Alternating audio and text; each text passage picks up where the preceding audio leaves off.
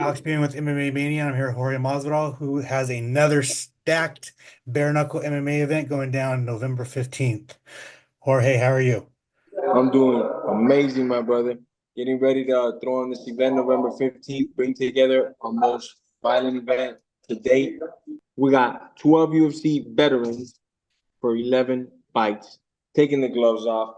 Gonna fucking give it all they got, like always. And there's a lot of guys that are also gonna be new to the bare knuckle scene that are pretty high caliber fighters, man. And I'm interested to see how they do. You know, we got Maurice Green fighting the Vanilla Garena. We're very interested in that fight. Also, we got the Motown Phenom, Kevin Lee.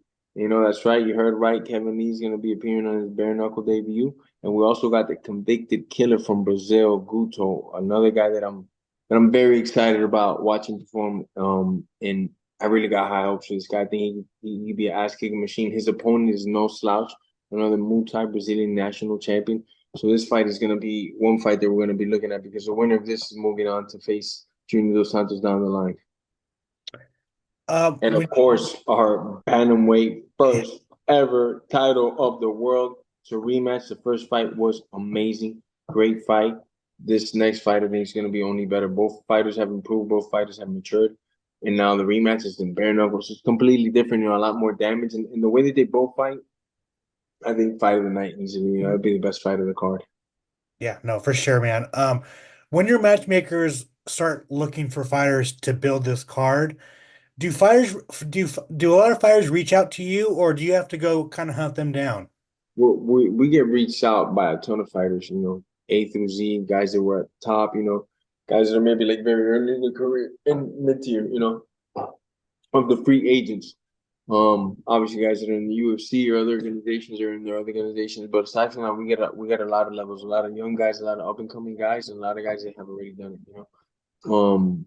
We got to kill another card coming. It's probably coming to South Florida next year, March, February, and we got killers coming. We got an amazing world caliber, world champion grappler making his debut, bare knuckle MMA, as well as other high level Muay Thai guys that are making their debut in Muay Thai. I mean, they're making their debut in bare knuckle MMA. So it's gonna be a grandiose year, man. We have some killers. I freaking. It took us a while to get Guto over here, but I've been talking about this guy for a minute. This guy's action, this guy's fireworks, and that heavyweight, the way he moves, it's not a lot of guys move like that at heavyweight. I think this guy's gonna be a real draw, man. It's gonna be real fun to watch. Last time you crowned a heavyweight champion. Oh yeah.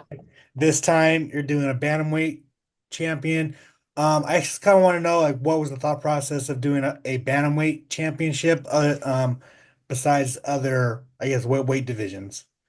Well, we have a stacked heavyweight, and it wasn't always by design. It was like, okay, let's see who's out there we can get. And we started recruiting heavyweights galore. We just had lucky that we had a lot of contacts of solid heavyweights, veterans, up and coming guys, and established champions like JDS and Verdum. So we were able to make it happen before we knew our deepest weight class was probably heavyweight. So we decided, hey, if we're gonna do a tournament, it should be a heavyweight. And we got some big names there.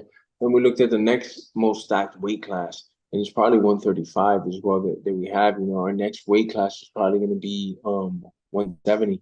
We're gonna have the belt 170, 185. We have a lot of guys in those two weight classes, and it's also stacked.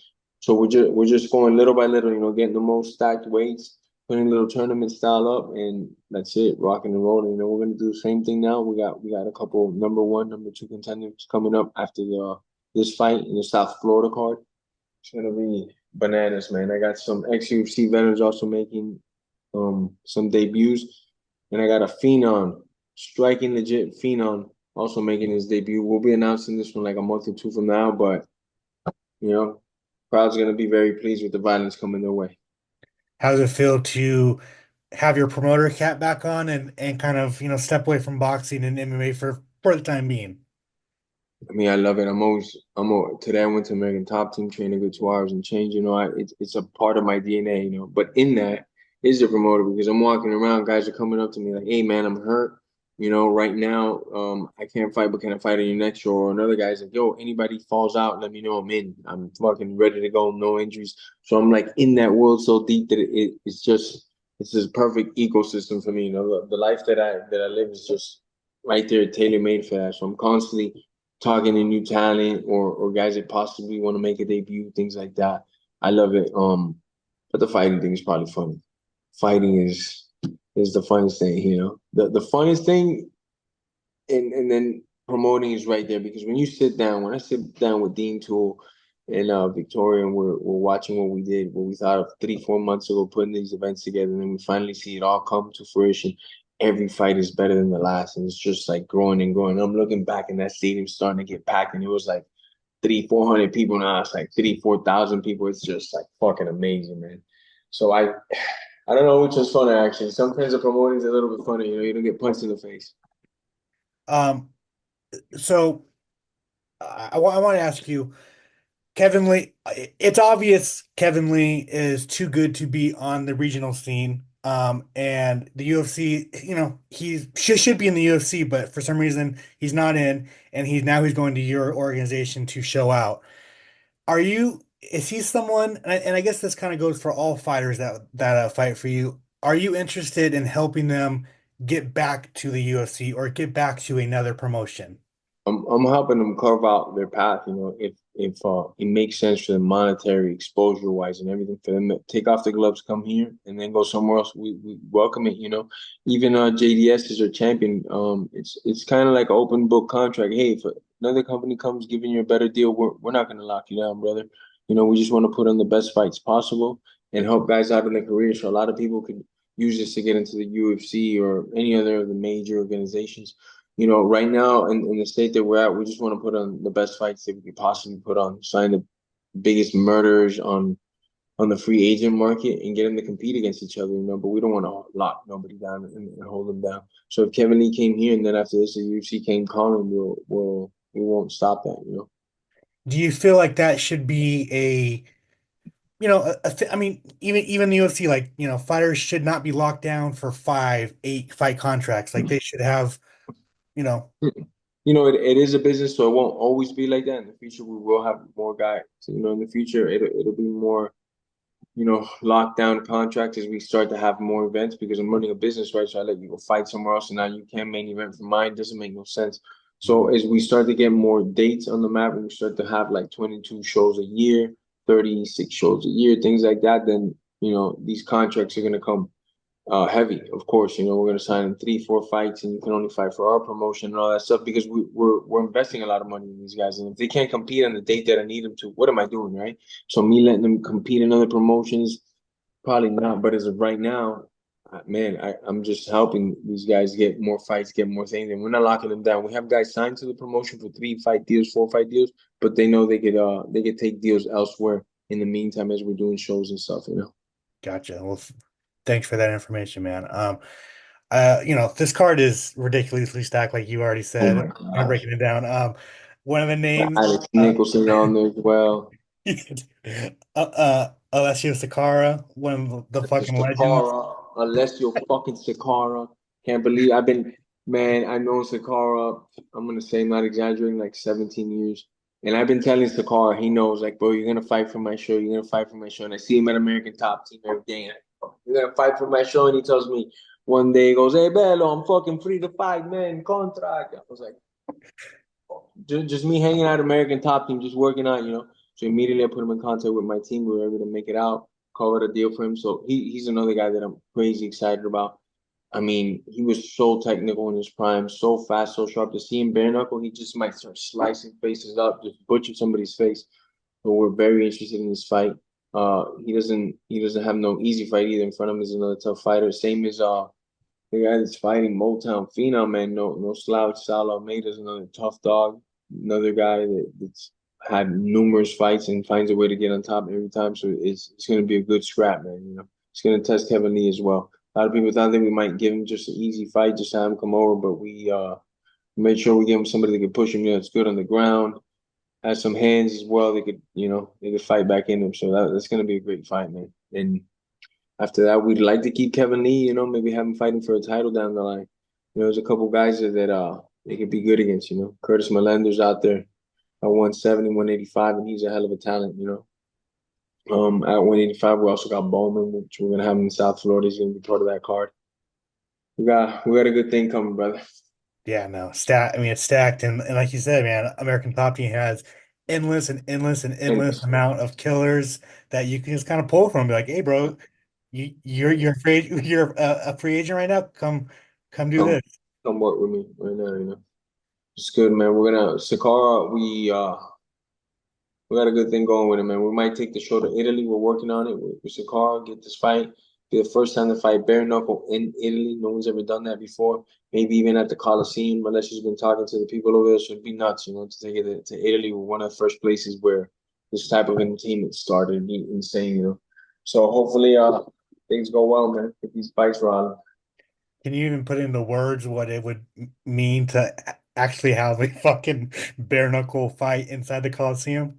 Or it'd be insane. It'd be the craziest thing ever.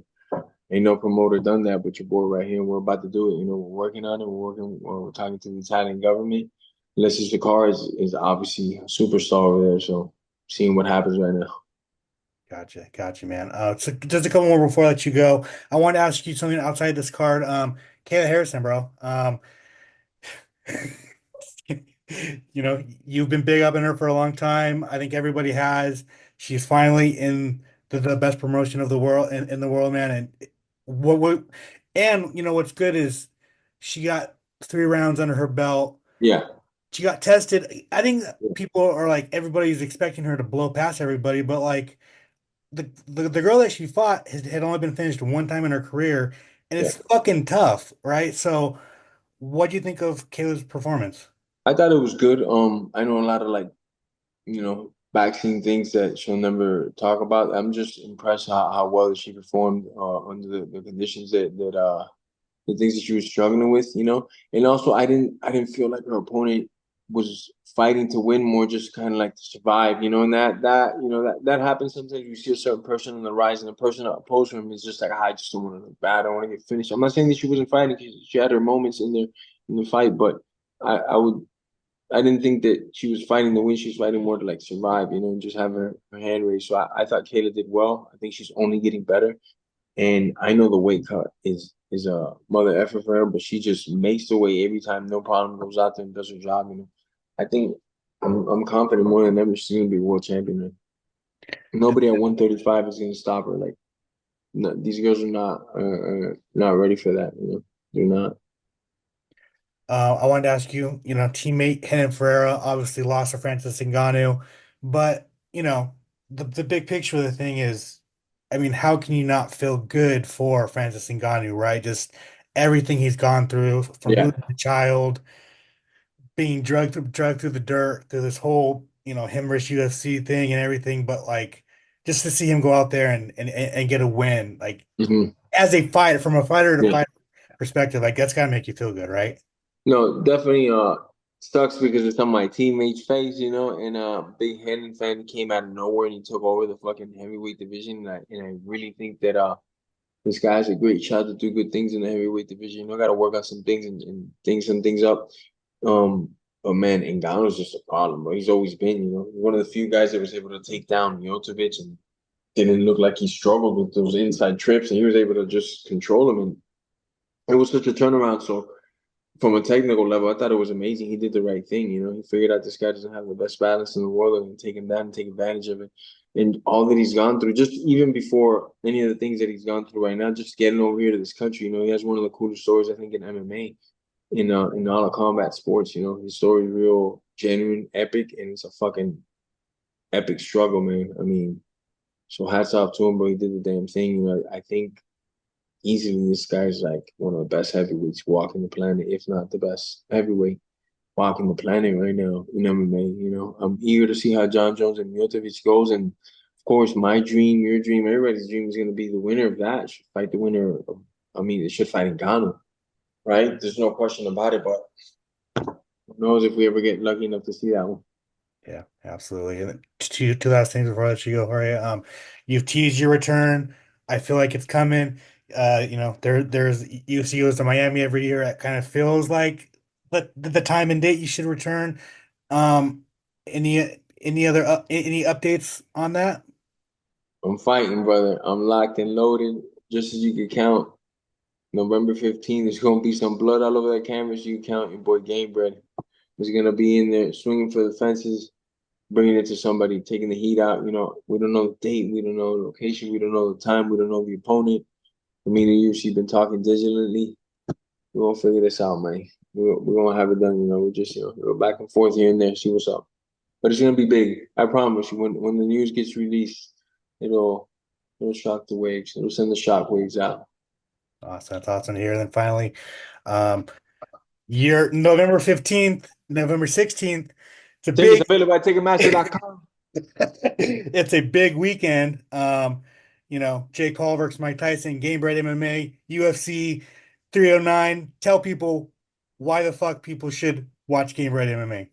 Not only should you watch Game Bet MMA, but fucking subscribe, hit the alert button, get all the shit because we're the rawest form of combat and we're the most constant fucking beautiful violence out there. I mean, when the fights hit the floor, the guys are going for submissions more than ever because they don't got the gloves. They're going for the chokes. They're going for the moves. So there's no stalling even on the ground, on the feet. It's nothing but action, as you would imagine. You slice somebody with a jab. It's gushing out. The other guy jumps on him. You know, it's just. This is talking to the new people because if you've seen it already, there's nothing for me to tell you. If you've seen the whole card from start to ending, you're hooked for life. I don't gotta. This wasn't for. But to all the new timers that never seen it, ain't nothing like it on the planet. There's a lot of motherfuckers trying to replicate and do it, but there's only one promoter that's actually getting it done. It's your boy Gamebird getting the best fucking free agents to sign up, scrap against each other with no gloves, lay it all on the line. Here's only one promotion: Game Bread Bare Knuckle. And on top of that, I'll be breaking on Saturday. I'm back to the breaking world. I got some exclusive packs. I'll be breaking some UFC heat coming your way, but that's on Saturday, brother. Stay tuned, motherfuckers.